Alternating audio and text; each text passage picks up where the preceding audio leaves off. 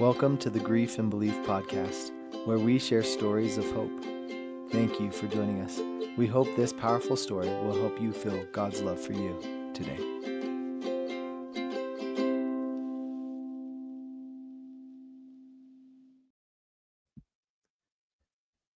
Welcome to another episode of the Grief and Belief podcast. I'm David Mickelson. And I'm Kori Andrews. And we're on with another episode. We're grateful for everybody who's been listening. We're thankful for the comments that you've made. We had somebody this morning send us a text message saying, I listened to your podcast and I had all these thoughts about this particular person and how much of a difference they made. And we sent that right to the person and right to the guest. And so, we always encourage you to leave a comment on the podcast, on our social media accounts under Grief and Belief Podcast, or if you know us, you can text us or email us. We love to give that feedback to people who have, been invited on the episode and share really the most vulnerable portion of their life. And so we always encourage, if you have something kind to say, please post that somewhere and we'll make sure we get it to the people who listen. Yeah, and I think this is a perfect podcast for that, because there's going to be a lot of note taking on this episode, and you'll probably have a good experience. And so would invite you to leave a comment on this one as you get to learn from our friend Ben Cummings. We're excited to have Ben here with us today. In fact, Ben is a new friend of mine. We worked together in church circles just as of 6 months or so ago, and it's been really wonderful to get to know him. He's a high caliber individual. He's an idea guy. He's very inquisitive. He's asking lots of questions and has ideas that he wants to share. And so this will be a wonderful episode. Ben, we're so thankful that you could be here with us today. Well, thank you for the invitation. I'm honored and look forward to the discussion today. Like anybody, we like talking about our kids. And so I always love the chance to talk about my kids. Yep. Yeah, in fact, today we'll be talking about Eleanor, who is Ben's daughter, who passed away from a rare form of leukemia at the age of about 3.5. And he's going to share a hopeful idea that God is in the trenches with us in the midst of our grief and our challenges and difficult times. And so we're excited to dig into that topic. But before we do that, Ben, tell us a little bit about you. I kind of joked right before this call that I'm not sure if I'm supposed to call you president, doctor, professor, Ben, Benjamin, Mr., but maybe you could share with everybody a little bit about you. You bet. So, name is Benjamin Cummings. I teach at UVU. Love the opportunity to be able to teach, hence all the different titles. But I love serving in the church as well. I mean, that's my great passion, and then my family as well. So maybe a little about me. Grew up in Utah, Davis County. Went to school at Utah State. Served a mission for my church in California. Then met my wife up at Utah State. We got married, moved all over the country. Started in Virginia, and then to Texas, and then back to Virginia, which is where Eleanor was born. And then we moved to Pennsylvania, which is where we lived when she passed away. And then we moved here to Utah almost 8 years ago. So we have 3 girls, 3 boys in that order. So our Eleanor, we like to joke that we had our girls, they were triplets the slow way. So they're about 18 months and 2 weeks apart, all 3 of them. And so Eleanor was the third of the 3. So she's got 2 older sisters, and then she's got 3 younger brothers. Her next younger brother was 18 months old when she passed away. And then 2 more have joined our family since she passed. And so that's us. We love to have a lot of fun. We're a big fan of dance parties. That was something that we enjoyed back when the girls were little, and we've continued, and the boys have jumped in. We love, that's probably one of our favorite pastimes is dance parties at home. Whenever I'm in charge of a home evening activity, we're going to have a dance party. I love it. And Ben, remind me where you served your mission. It was the California Roseville mission. Yes, that's what I was thinking. Yeah, it's the best in the world, and right next door to where David grew up, so that we were kind of all hanging around that Northern California area for a while. And so we love the California Roseville mission, so that's a fun connection there. Yeah. And Ben, did you speak a language on your mission, or I were you an did. English speaking? You did. I spoke English, but I learned how to say hello in 15 different languages.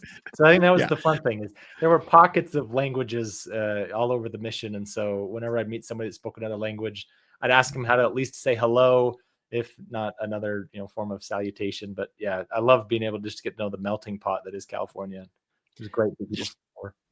Yeah, I was kind of asking because I remember one of the times we chatted, you talked about trying to learn Mandarin or Cantonese, or Yeah. there seemed to be something there, and I couldn't remember if it stemmed from a mission or was a new passion. Great question. No, so our boys are in a Chinese immersion program. So all three of them have been learning Chinese. And so earlier this year, I took a Chinese 1010 class here at UVU to try and learn along with them. Not much sticks. My son this morning on our morning run, he's in first grade. He was teaching me head, shoulders, knees, and toes as we're trying to run, and I couldn't remember any of it. So I'm not sure how much is sticking, but I'm at least trying to expand my ability to talk in Mandarin. Yeah, it's so fun.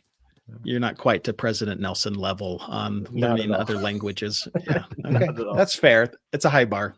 Yeah. Yeah. Well, tell us a little bit about Eleanor. She's kind of the spotlight of why we're here, and we want to get to know Eleanor. What could you share about her and her impactful 3.5 years of life here on this earth? Yeah, she was great. So she had two older sisters, and so being the at the time the youngest of three when she was born, she knew that if she wanted attention, she'd have to compete. I joke with people that really when you move from 2 kids to 3 kids, you're going from man to man to zone defense. And especially with our oldest being only 3 at the time, 18 months old, and then this newborn, it really was a matter of whoever can cry the loudest is going to get the attention. And so she knew that she'd have to be loud if she's going to get some attention. And so she fit right in. She just had a blast. She was a ton of fun. I think having 3 girls at the time was just an exciting experience as she was growing up in Virginia and then in Pennsylvania. So a bit of a firecracker. If I were to describe her in one word, it'd probably be firecracker. That she was just a bundle of energy and was always looking for things to do and ways to celebrate and enjoy life. Maybe some of my favorite memories of that kind of a mindset is one time I remember we were riding tricycles and bikes around the block, and she stood up at one point on her seat, put her hands up in the air, and just said, "I'm the king of all." Like it was just she's just loving loving who she is and the attitude that everything is fun at 2 and 3. I was trying to think of another favorite memory was I think it was her 3rd birthday. My mom gave her a pair of fairy wings, and she was so thrilled. I mean, we just lived in a world of princesses, fairies, and all things pink and purple. And so she was so excited. She wanted to put them on. And then she was like, well, now I get to fly. And we're like she was legit thinking that she was going to fly. And so I was like, okay, all right. So we picked her up and flew around the room. And I think she was convinced that she was flying around the room. And so that was, I think, a real tender moment for me, that just to look back on, that she really thought she could fly. And so that's something that we remember quite a bit, kind of as we think back on Eleanor, is her fairy wings. Magical. Awesome. That is so cool. Tell us a little more about her and her siblings. What was their relationship as little girls like? Yeah. They would hang out a lot because when she died, her oldest sister was in first grade, and then her next oldest sister was kindergarten. So they're all still very young, and she's in preschool at that point. And so they would hang out together. Like we just they would spend all day, most days other than at school, together. So they'd play out in the yard, they'd play dress up, they'd play with dolls, they'd go to the Please Touch Museum, and Longwood Gardens were 2 of our favorite places out in Philadelphia to go visit. And so, we have lots of fond memories of going to those locations. Yeah, she was just a ton of fun getting along with with her sisters. And in fact, I think one of the other fun things is we wanted to keep her napping for as long as we could. And so her next oldest sister actually continued to nap all the way until she went to kindergarten, shortly before Eleanor died. Because if we could put them both down for a nap, Eleanor would go. If she had to go by herself, she wouldn't do it. But if they were both taking a nap, then they'd go down. So that was a cherished memory, just where we would go, we'd have lunch, then we'd go read stories, put her down in their beds, and then we'd leave. And in fact, after Eleanor passed away, at one point, her sister Madeline commented that all three of the girls shared a bedroom in our house. And she commented that often after I'd leave, or my wife would leave after putting her down for a nap, she'd get out of her bed and go get in her oldest sister Abby's bed because she wanted to sleep in the bigger bed. And I was like, oh, that was funny that I didn't find out until after she passed away that she would be bed swapping during nap time. I love those stories of siblings being close together, and I don't know. It's just, they're always fond memories of, even that the simplest things bring smiles, when you reflect on them. So yeah. Ben, thank you so much for sharing about Eleanor and giving us a little bit of a taste of her personality, the magical firecracker. I think is, if we were to put two words together. Yeah. Nate, can I share one other story that I think highlights her personality? Because she was at the time youngest of three, and at some point, her younger brother came along. So she knew she could get away with things, and she also loved all things sweet. And so I think two memories about that. One, she's just totally plastered in chocolate in her car seat, and she's just covered in chocolate. So loved everything sweet. Another one was, I think we were working with her older sisters at some point for some reason, and came downstairs into the kitchen, and she had found the jar of strawberry jam and was just eating it with a spoon. So she's had jam all over her face, and she's just been down in this jar of jam, just loving it. And she's like, hey, you're gone, I'm gonna eat the jam. Never been happier. Yeah. That's awesome. Sweet. Kind of fun. Well, thanks for introducing us to Eleanor. She sounds like such a sweet little girl. And I think this is always kind of the hard part, to transition to almost like we're saying goodbye to a friend that we just made. But tell us a little bit leading up to her passing. Yeah. So as I was reflecting on that, two thoughts came to mind that kind of previewed our experience. One was, being a young dad, 4 kids, trying to balance work and home and everything.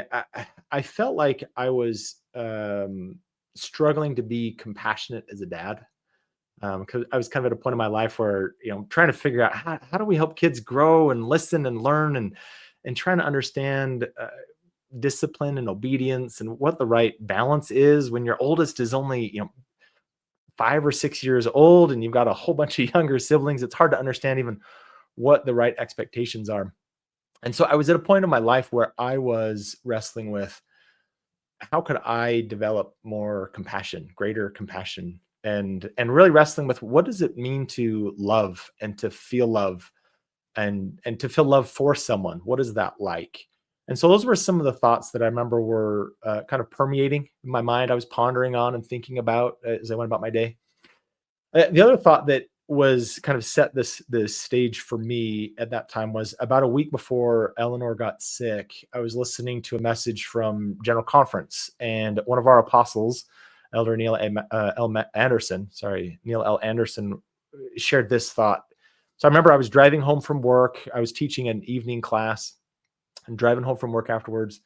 And he shared this. He said, we rejoice in these days and pray that we will be able to courageously face our struggles and uncertainties. The difficulties of some are more severe than those of others, but no one is immune. Elder Neil A. Maxwell once said to me, if everything is going perfectly for you right now, just wait. And I remember thinking, as I heard that, as I'm driving home, I'm like, life is good. Like, we got a beautiful family. We got great kids. I got a wonderful wife. I got a great job. Like, we are at a great spot. I'm like, I wonder what's on the horizon. Like, here's Elder Anderson quoting Elder Maxwell saying, just wait. And I remember thinking, I wonder what's going to come our way. And really, I think this was within a week of Eleanor getting sick. And so that kind of has permeated my thoughts as well, that God really helps set the tone to help us know what's on the horizon. So for Eleanor, she came, woke me up around 3 a.m. Tuesday morning and said that her head hurt.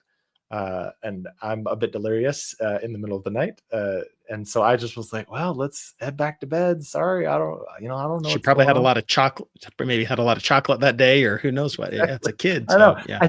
I made some comment. I'm like, well, that's why we got to go to bed on time, because I think Yeah. she'd been fighting bedtime as she Yeah. often would. And I was like, wow, let's go get some sleep. Sorry, your head hurts. Maybe that'll help. And so then she was pretty lethargic all that day. I remember the next day at breakfast, something just seemed off. I couldn't quite put my finger on it at the time. But then I realized in hindsight, it's that half of her mouth wasn't working and she was using her non-dominant hand. And so she was trying to eat her cereal with her opposite hand, and it just looked awkward. But I was like, what? That seems kind of weird, but couldn't really put my finger on it. So I was working from home that day, and my wife came and found me sometime in the morning, and she just said, so I called the doctor, and the nurse reminded me that a numb arm isn't a symptom of the flu. And I was like, yeah, that makes sense. That wouldn't, yeah, I agree. So I wonder what's going on. And she was holding Eleanor in her lap as we were trying to figure out, what's next. And she gave a little half smile. And I remember saying, it almost seems like she's had a stroke. Like, can a 3-year-old have a stroke? And so I turned to my computer and just Googled, like, can kids have strokes? And, one of the responses said, yeah, it's rare, but they can have a stroke. I think we need to take her in. So we took her to the doctor. And my wife was at home because she was going to help the other kids, kind of get settled with school and everything. And so I took her to the doctor. They wanted to weigh her, but she couldn't stand up. And at that point, I hadn't realized that one of her legs wasn't working. And so I had hold her on the scale just to get some sort of measurement of weight. And then went into the doctor and said, I think she's had a stroke. And they said, well, let me look into that and I'll be back. And so then they left, and 2 minutes later, the entire doctor's office showed up in our little, our little room. And they all were like, yep, she's had a stroke. You need to take her to the emergency room at the children's hospital. And the argument was the nearest hospital nearby that an ambulance would have transported her to, it would have taken a while to get there, assess, and then transfer to the children's hospital. And they said, if you can just drive her, that'd be more effective. And we'll call and we'll let them know that you're on your way. So we're then headed to the Children's Hospital of Philadelphia, CHOP. Just a wonderful place, wonderful institution. But on the way there, I thought, Eleanor may not get food for a while. We should probably grab some lunch on our way. So we swung by home. I was like, what do you want to eat? Anything you want. She's like, I want scrambled eggs and grapes. Like, okay, we'll see if we can find scrambled eggs and grapes. So then I was feeding her scrambled eggs and grapes on the way to the hospital. Took her to the hospital. Then she checked in. We got checked in, and I say the first impression that I had of the whole experience was how impressed I was with how ready they were for a child. Like, I'd never been to a children's hospital before, but they had the child support person there. So as she's getting set up with IVs and everything, there's already a child support specialist there with a book, and she's reading her a book to get her distracted, to help her attention, to get her attention on something else. That from the get-go, I thought, wow, this is world-class child, pediatric care. Just very impressed right from the get-go. So that's kind of how we got started. And then they did some tests, and they said, yeah, she's had a stroke. So we'll admit her, and we'll see where things go from there. And so then she was in the hospital for quite a while. I think one of the first memories I do remember that first time is they were assessing kind of the extent of her experiences. I think she couldn't move her right arm, if I remember right. And so the doctor asked, like, can you move your arm? And she couldn't talk either at that point. And so they're like, can you move your arm? And she sat there for a minute and tried. And then she grabbed her left arm and used her left arm to pick up her right arm and lift it up. I was like, that is pretty smart for a 3-year-old. Yeah, it moves. I can make it happen. So were her symptoms getting progressively worse over that first while, from the time you noticed in the morning until you were there in the afternoon? A good question. I don't know that it was getting worse. I think it was just that we were noticing Yeah, things that had and not been getting there. better, and not getting Yes. better. Right. Yeah. Yeah. Yeah. Like with the Okay. half smile thing, in retrospect, it was like, oh yeah, she's using her non-dominant hand because her arm's not working. Like, and then it wasn't until I took her to the scale of the doctor, I'm like, oh, your leg doesn't work. Like, how did I not ever pick up on the fact that you can't walk right now? So yeah, I think it was just that we hadn't noticed some of those Yeah. symptoms. Um, Was it when you found out, like, okay, yeah, it was a stroke? What were your initial thoughts, concerns, fears? uh, I don't remember even knowing how to process that. I was like, okay, so where do we go Yeah. from here? They showed us some images. It was a fairly small area of her brain that had a stroke. And so it was fairly limited.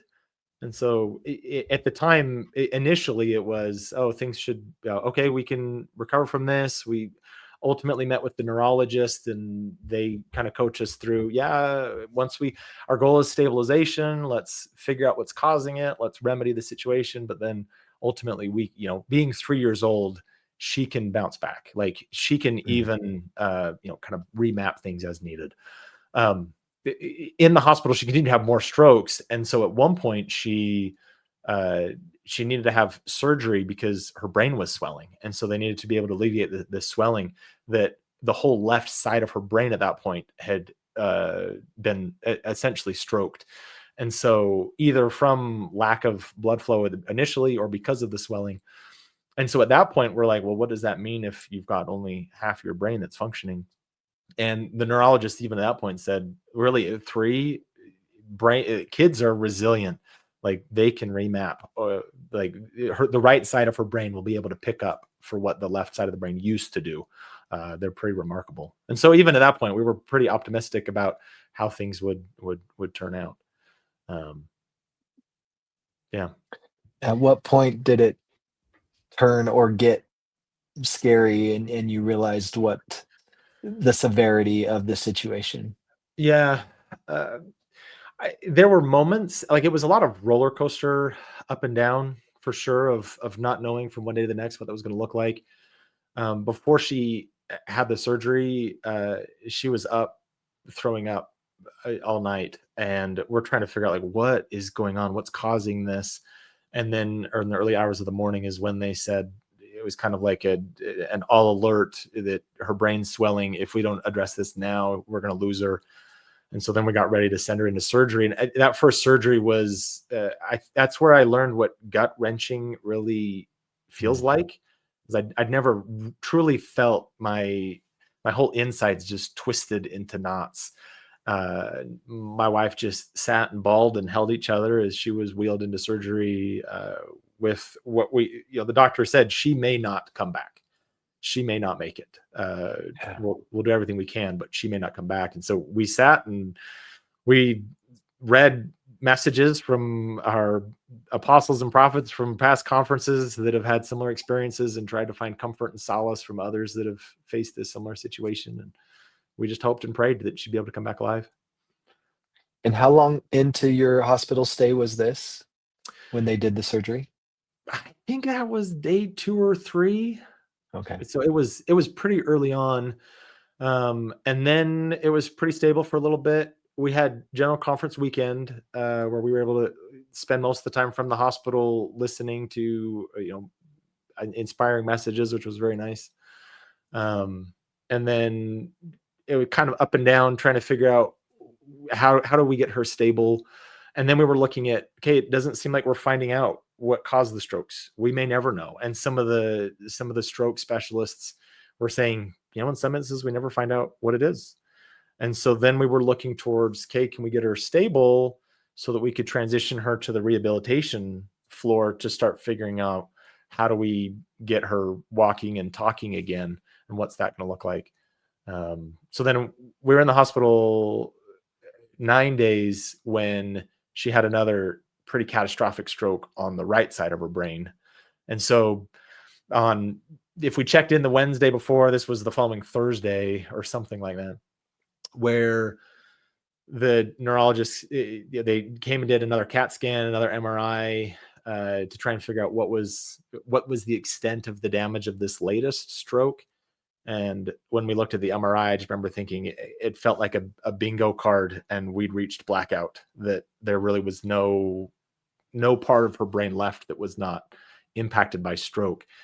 And so as we're processing that, then the ICU team said, hey, we want to have a meeting. So they pulled us into a meeting with her hematologist, so her blood doctor, and started explaining what she'd been working on over the previous few days, trying to figure out what's going on with her blood, thinking that something is wrong there. And then they introduced us to the new doctor that we hadn't met before, and that was the oncologist. And once I realized that we're talking to an oncologist, then it's starting to occur that we've got cancer, and that's when they told us that they were suspecting that it's leukemia, so acute promyelocytic leukemia, APML.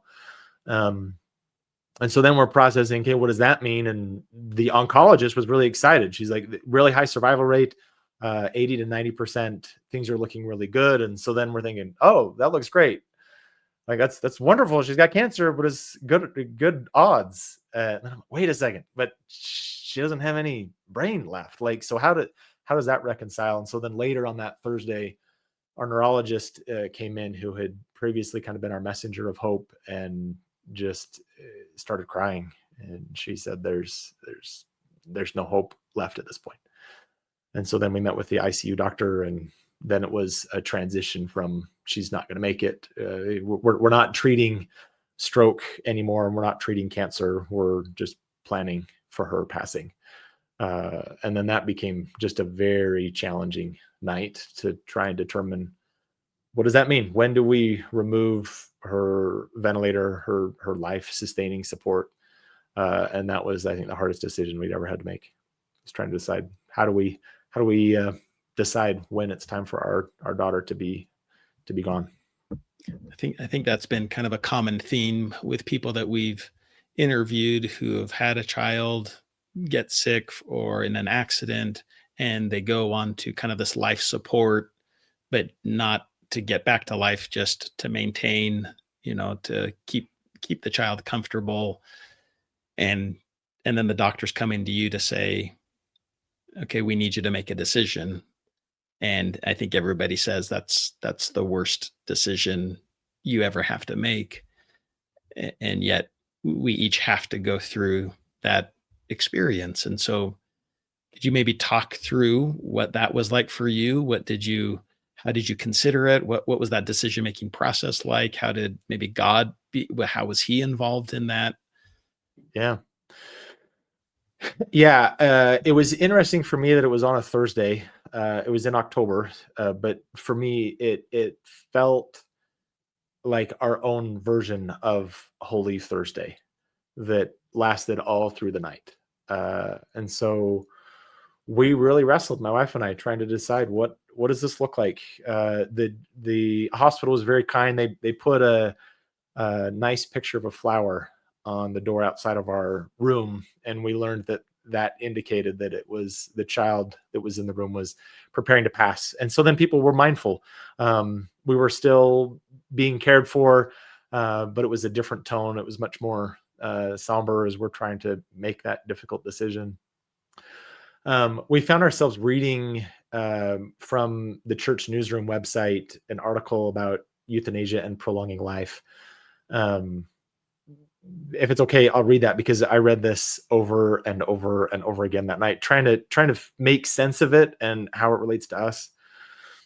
So here's what it says. The Church of Jesus Christ of Latter-day Saints believes in the sanctity of life and is therefore opposed to euthanasia. Euthanasia is defined as deliberately putting to death a person who is suffering from an incurable condition or disease. Such a deliberate act ends life immediately through, for example, frequently termed assisted suicide. Ending a life in such a manner is a violation of the commandments of God. The Church of Jesus Christ of Latter-day Saints does not believe that allowing a person to die from natural causes by removing a patient from artificial means of life support, as in the case of a long-term illness, falls within the definition of euthanasia. When dying from such an illness or an accident becomes inevitable, it should be seen as a blessing and a purposeful part of eternal existence. Members should not feel obligated to extend mortal life by means that are unreasonable. These judgments are best made by family members after receiving wise and competent medical advice and seeking divine guidance through fasting and prayer.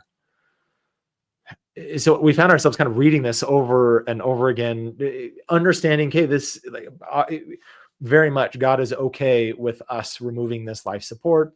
The question was when, like, when is the right time? Is like, how do you decide when? And the last line of just saying these judgments are best made after seeking divine guidance. I was like, I feel like I want to know that this is God's will, that the timing is His. I'm a big fan and believer that God believes not just Thy will be done, that He wants us to align our will with His, but also Thy timing be done is what He wants us to be able to say. And so trying to understand His will with that. I remember telling my wife sometime in the wee hours of the morning that it hurts too much that I can't tell what God is trying to tell us, because the pain is just so intense. I can't hear, I can't feel, I can't sense anything beyond the pain to really know what He's trying to communicate with us. But eventually, I think through the blessing that we were able to have is really God made it very clear to both of us that, yes, this is, I am ready for her to come home. And it was just an overwhelming sense of peace for both of us. And we just hugged each other and cried and said, okay, we're ready now. We're now at the point, it was sometime in the early morning hours that we were ready for her to remove life support. I think what came next that was also a challenge is we told the doctors and said, okay, we're ready to begin the end. And then the doctor said, okay, we'll go ahead. We'll remove her ventilator.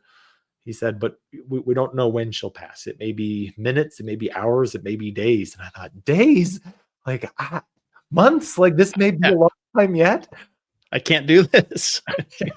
Yeah, I thought, man, we finally got to this point. I don't know how I can handle much longer. But it was pretty quickly. It was within an hour she passed away, which was, I think it was very, a tender passing. It really was. My wife did a great job at keeping a blog during this time. That was one of the ways that she grieved, and she was able to articulate her feelings by writing them. And this is what we collectively wrote the day that she passed away. This is what we said: we have truly been richly blessed. Our little hospital room has become somewhat of a temple for us. We have passed through the refiner's fire, and in doing so, we have felt God's love in great abundance. Incredibly sacred experiences have transpired that we will forever hold close to our hearts. Our little Eleanor slipped into the eternities this morning. Her name means God is light, and the sun greeted her this morning with open arms. Kaylin and I were privileged to see such a holy passing. As her mother, Kaylin carried our little one into the world, and we thought it fitting to let me, as her father, hold her as she exited this world. As her life began to slip away, God blessed us both with an incredible peace that we found very difficult to find earlier when we were overcome with great anguish and heartache. God lives. He has been and will continue to be at the helm of this ship. The price we have paid to get to know Him better has been great, yet our hope remains bright in the glorious resurrection. We see it as no coincidence that Eleanor's little brother was born on Easter. God made it very clear that his name should be Peter, after one of the first witnesses of the Savior's resurrection. Little did we know then the tender mercy it would offer us now. Eleanor, we sure love you. We'll see you in the morning.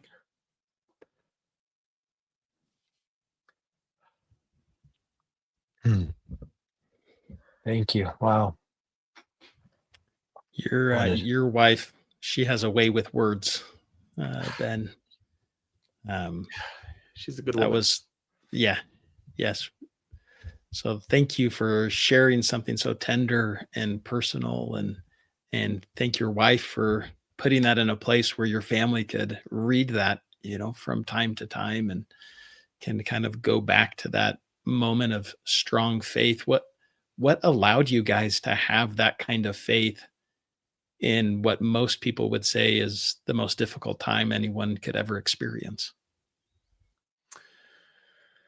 I remember at one point during the hospital feeling like this is the test we talk about. We talk about life being a test. I thought, here it is. Like, this is it. And, as I pondered and reflected on that, I thought, kind of like anything else that's good for you, whether it's exercising, lifting weights, practices for a game, anything that takes preparation, is it was very clear, like, this is why we stay close to God. We stay close to God. We go to church on Sundays. We read our scriptures. We pray individually and as a family. We worship in the temple. We do these things so that when the test comes, we're ready to meet it. Not because life is easy at other times of the year or other times of our lives. I mean, it's always going to be difficult, but it's during those really hard tests that we have to dig deep and say, do I really believe? And I remember asking myself that question, saying, do we really believe? Like, do I really believe all of this? And the clear answer was yes. Like, this is it. This is what's real. This is why we are here. This is what this is all about. So I think that's kind of what I would attribute that to, is that it's a lifetime of accumulation of devoting ourselves consistently and regularly to the Lord to say, hey, when things are hard, we're ready. We're ready to meet those challenges, and the Savior is going to help us through that whole experience. Yeah, you didn't come to find out that it was true during the moment of extremity. You already knew it was true, that he lived, that he's available to you, accessible to you. It was like you could learn that again, but you already had faith in him at that point. Yeah. I think part of that is just the tender mercies you see all throughout the journey and the experience. I think one of those that was particularly meaningful was Sunday morning. It had been a rough night, kind of a roller coaster of emotions and up and down, and we're just wrestling with the uncertainty. We don't know what the journey is ahead. And nurse came in, the changing of the guards at 7 a.m. Nurse came in and just said, "Hi, I'm Hope." And it just caught my attention so strongly of like, what did you say? She said, "I'm Hope. My name is Hope." And I thought, wow, okay, God knew who we needed and what we needed today. We needed to be reminded that there's hope, and literally we're being cared for by Hope for the rest of the day. Like, for the next 12 hours, Hope is going to be our friend, and we're going to hang out together. I love that chance that we got to spend Sunday with Hope. I love that. I was thinking when you were talking about just jumping back a little bit when you were talking about that, how I sometimes with my seminary students, I'll say, what we're doing here is practice. For most of us, life hasn't hit us yet, right? So we're practicing, we're getting ready, because one day it will come, right? Like, it'll hit hard, and you want to know, you want to have practiced enough, right? That when the game starts, you know where to go. Yeah. And so I love, just your example of that, of, we've practiced, we've put in the time and the effort, even when it wasn't exciting, or when it was even kind of boring, so that when life did hit, we were ready. And so I love that thought. And then another thing I wanted to jump back to real quick too, Sure. that just is standing out in my mind, that you said, was not just thy will be done, but thy timing be done. And I've just thought of different people that we've talked to who've lost a child. I think grief is different when it's somebody who's older and who's lived a full life, and has a spouse or somebody on the other side waiting for them, or right, like, it just sometimes it feels like, okay, like it was time. Yeah.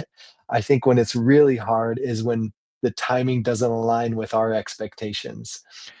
And anyways, wondering if you had any more thoughts on that as well. Yeah. I think that's a principle that I started to learn as I was preparing to serve a mission. I really wrestled with, I had a series of delays of getting on a mission, of submitting my application, and then being able to receive my call. Then I had to wait a whole bunch longer to finally leave. That I was like, I want to go. Why can't I go?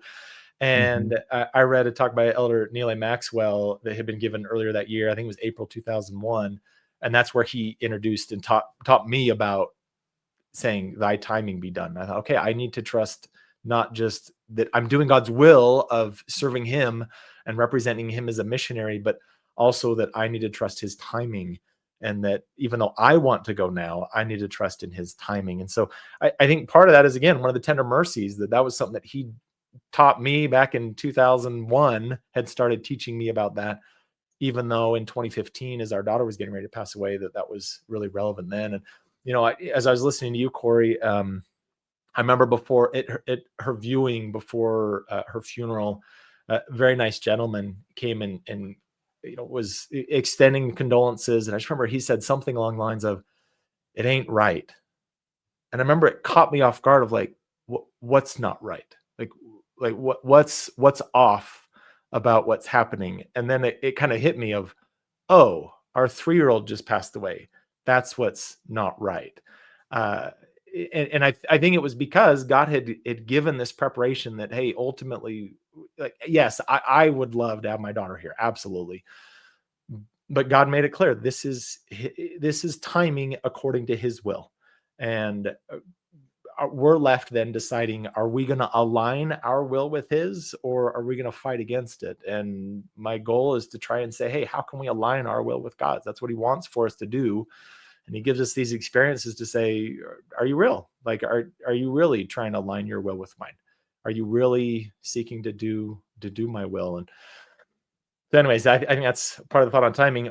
The day before she passed away, I really felt like it was clear that she was effectively, I felt like she was being called on a mission, that she was being asked to go and talk to all the other 3-year-olds about how great nursery is and go teach them about Jesus. And that I feel like she is taking her bundle of joy and energy and her firecracker attitude and telling people just the joy of Jesus Christ and how great he is and how great it is to follow him, even as a 3-year-old. And so I view her as a missionary to all the other little kids on the other side of the veil who may be wondering what's going on, and that she's going to tell them just how great Jesus is.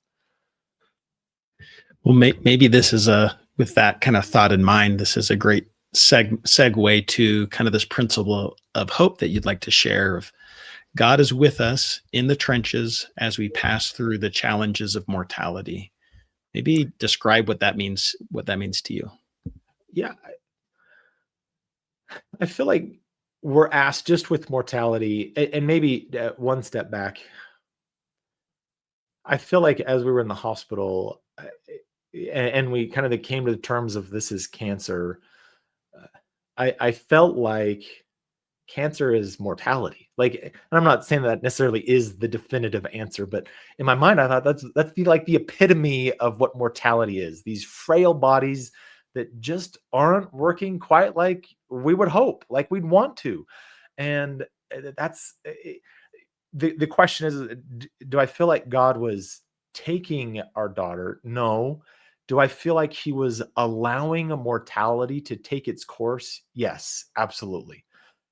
I felt in a way, I'm a professor. I deal with research and analytics. And there was at one point where I felt like statistically, this is going to happen on occasion, that your DNA is just going to reproduce wrong. And that's what's going to cause cancer. And that it's a rare form of leukemia, even more rare that it's in a child, even more rare that it manifests through a stroke instead of hemorrhaging. But it's going to happen.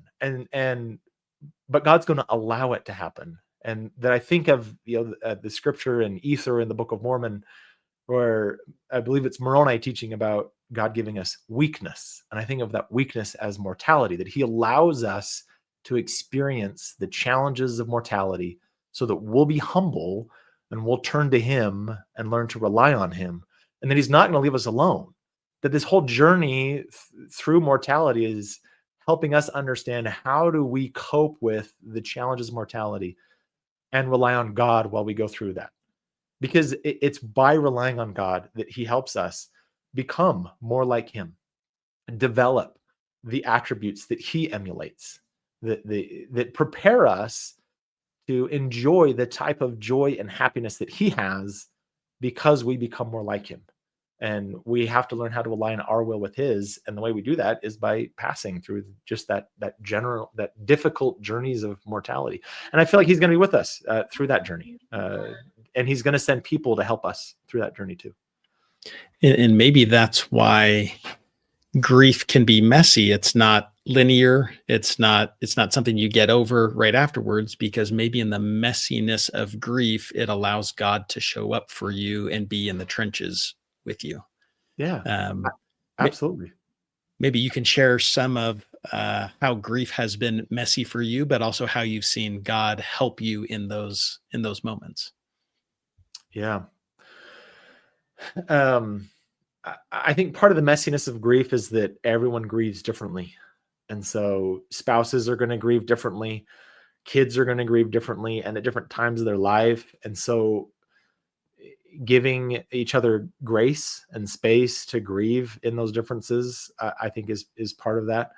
I think some of that messiness is where we intersect with others, and that those can be beautiful experiences. Sometimes it can be challenging in the messiness of somebody doing their best to be as genuine and authentic and offering support. And sometimes it resonates and sometimes it doesn't. One of those times where I feel like God was showing up and helping us was Eleanor was in the nursery age of primary, or the junior Sunday school in our church. And her nursery teacher sent us a text the first Thursday morning. I think it was that first Thursday morning she was in the hospital. And she said, I woke up this morning and God told me that I needed to fast, but I didn't know why. And so I started fasting. And then later in the day, I got a text from somebody in the ward who said, we're all going to fast for Eleanor. And then I knew why. God had told me that morning to fast. It was for my little girl in my nursery class. And I remember just thinking, like, what a woman of faith, who she's saying, okay, God, I'll fast. I'm going to work today. I would really rather not fast.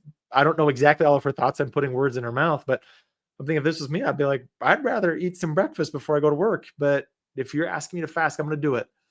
And then later she found out why. To me, that was just such an example of faith, to say, wow, thank you for loving my daughter and our family enough to do what God's asking you to do, even though you don't even know why. Well, and she probably wouldn't have reached out to you necessarily, or certainly not in that way, if she hadn't had the prompting first. She probably would have had the message gone out. She would have said, of course I'm going to fast. And maybe I'll send a kind message. But the message she sent was different. It was personal. This was God being aware of Eleanor and a nursery teacher. And that that creates a much more beautiful experience. That's more of God being in the trenches than just, hey, everybody, we're going to fast for this beautiful little girl that we love so much. And that would be wonderful enough. But he kind of created this unique experience that could be memorable, that you're talking about now, 10 years later. Absolutely. Another example like that was one day we got a call from the front desk at the hospital, and they said, you have some food down here? Would you like to come get it? And that was an interesting phone call, because the policy at the hospital is that people can't drop off food.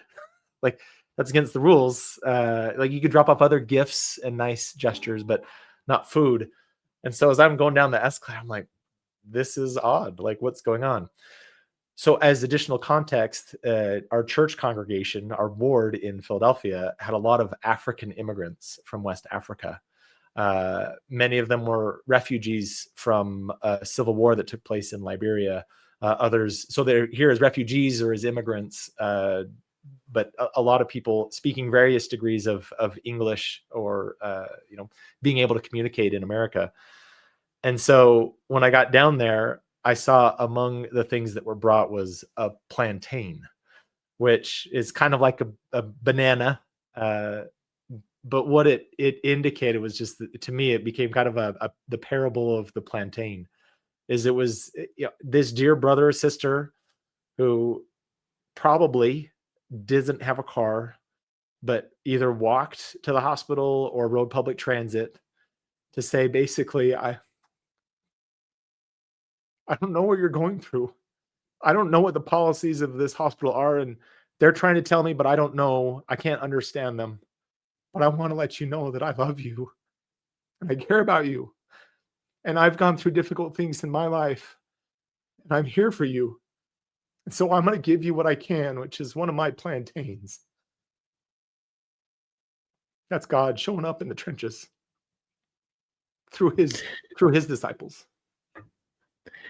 And I'm just going back in my mind to this time before Eleanor was sick, when you were praying for compassion, and now seeing that you're manifesting that compassion for somebody who had compassion for you, right? I mean, you're really trying to put yourself into their shoes while they're doing the same thing for you. Over and over again, I felt like God was saying, while we were in the hospital, saying, this is how we learn compassion. This is how we learn love. And I felt a depth of love for my family, for my wife, for my kids, for Eleanor, for the rest of my kids, in a way that I'd never felt before. For the people that were coming to the hospital, for the people that were caring for my daughter. I remember when the attending physician in the ICU came and basically was telling us, it's the end. What are we going to do? I remember my instinctive reaction was, how do you have this conversation? And I asked him, the first words out of my mouth from what I remember were, how often do you have to have this conversation? That's got to be really hard. I'm like, I'm dying inside. I can't imagine what this has got to be like to do this over and over again in your job. How do you do that?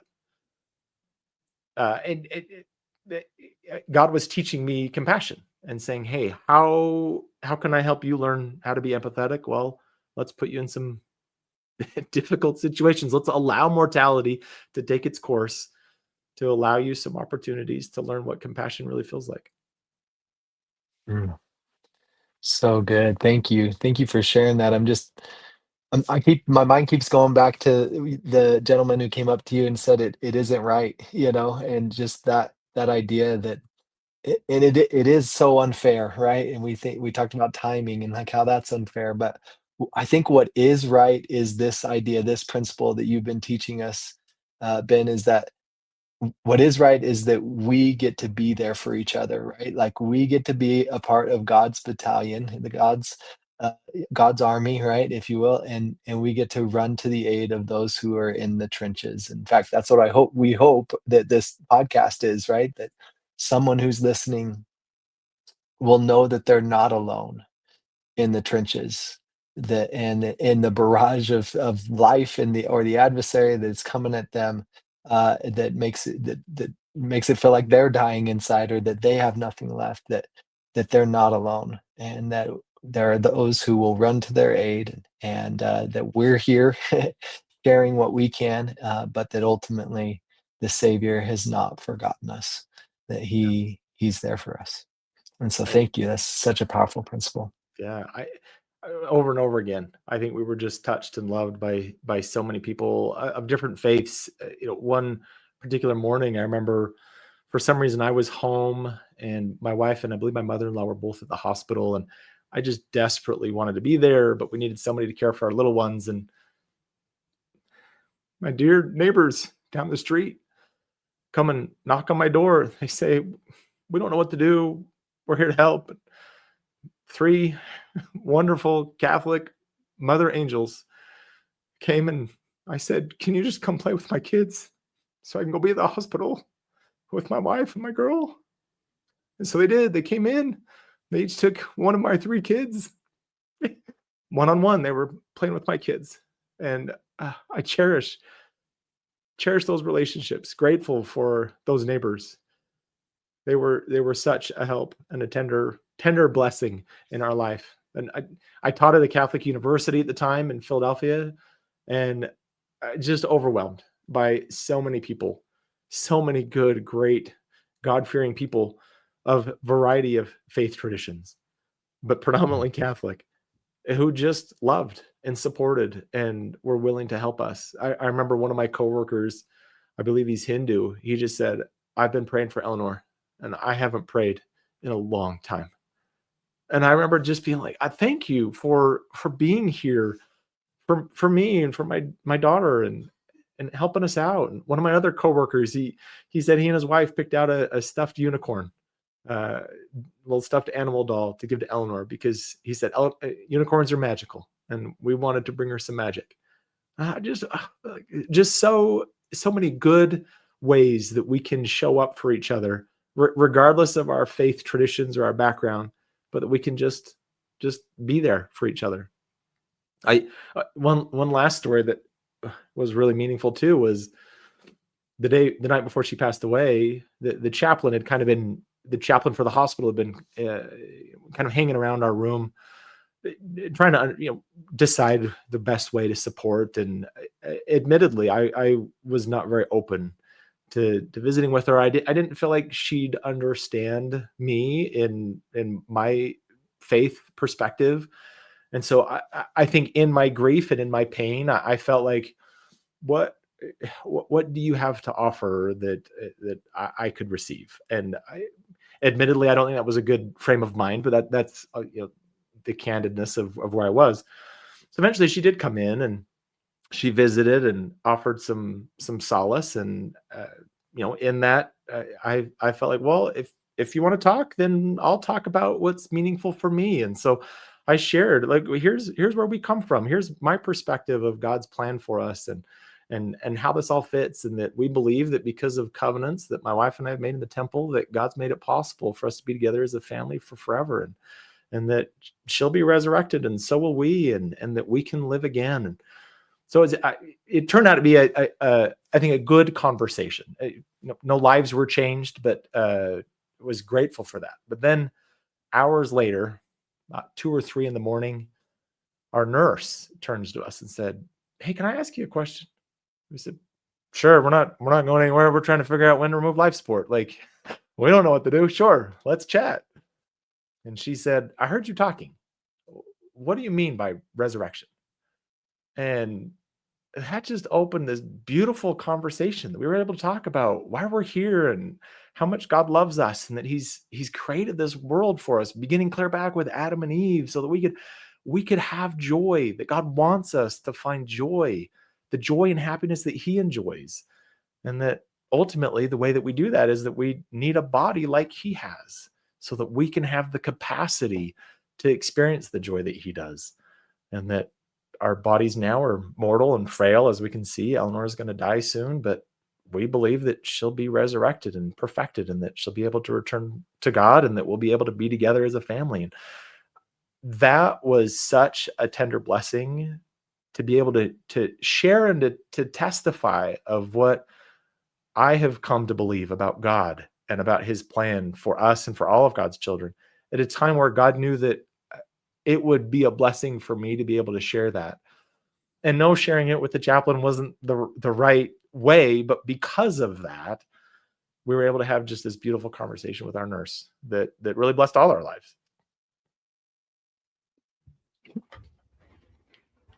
Well, This Ben, is you one of have those this is one of those conversations that I don't want to end, Dave, because I feel like we're learning so much. But go ahead. Yeah, I was just going to say, as Professor Cummings, you have professed today something beautiful, and we're so grateful for your words and your stories and your emotion, and just being willing to be so vulnerable and raw with everyone. Um, and I think with those strong testimonies that you've shared, that maybe leads us to maybe a final testimony that we'll ask you in the form of a question, which is, considering your experience with grief, what do you now believe about Jesus Christ?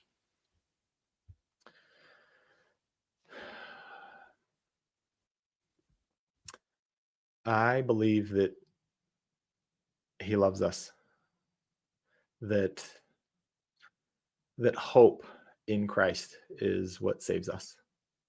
We mentioned that Eleanor's older brother, Peter, was born on Easter. And that was just such a tender mercy. So she passed away on a Friday morning, and the next Sunday morning, Peter woke up. He's 18 months old, woke up early. And so I ended up taking him for a walk, and we just started walking around the block. And I just remember my mind taking me to that Easter morning and what it would have been like to be with Peter that Easter morning. That I felt like I had some hope, the hope that is possible because of what happened that Easter morning. And I was so glad to be able to feel that, taste that.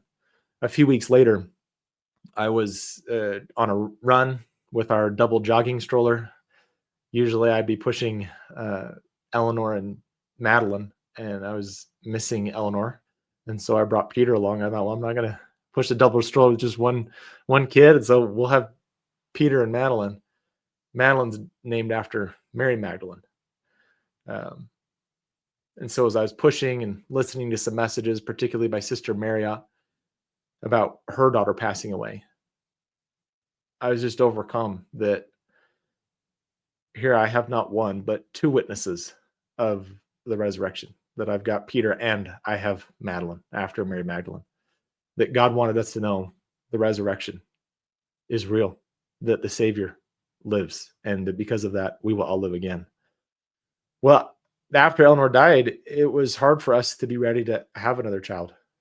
But eventually we did open our hearts to the possibility of heartache again.